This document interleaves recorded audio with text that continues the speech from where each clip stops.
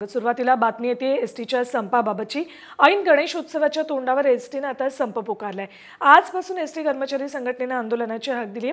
सरकारी कर्मचाऱ्यांप्रमाणे वेतन देण्याच्या मागणीसाठी हा संप पुकारण्यात आलाय। सध्या राज्यातली परिस्थिती काय आहे बघूया आपण। पुणे, नगर, अकोला आणि अमरावतीतली ही दृश्य। चारही ठिकाणी एसटीच्या संपामुळे परिणाम जाणवायला लागलाय। अरे यार भाई एक बात बताओ, अनेक प्रवासी बस येण्याची वाट बघतायत।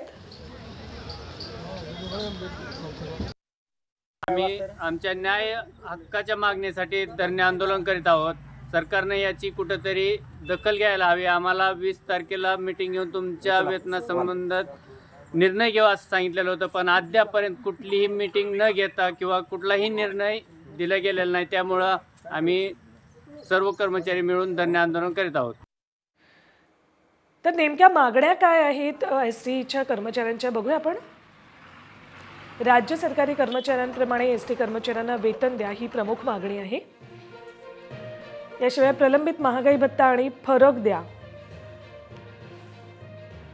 वाढीव घरभाडा भत्ता आणि फरकाची मागणी सुद्धा केली जाते। 4,849 कोटींमधील शिल्लक रकमेचं वाटपही केलं जावं। मूळ वेतनात सरसकट 5,000 रुपये देण्याची मागणी। खासगीकरण बंद करा।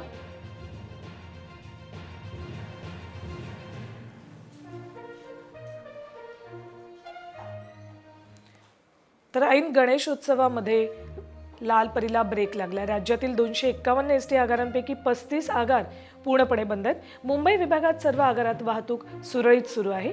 सध्या तरी मुंबई विभागातली वाहतूक सुरळीत सुरू आहे। तर ठाणे विभागातल्या कल्याण विठ्ठलवाडी आगार पूर्णपणे बंद आहे। विदर्भातील सर्व आगारातली वाहतूक सुरू आहे। तर मराठवाड्यातील लातूर, नांदेड विभागात बहुतेक आगार बंद आहेत।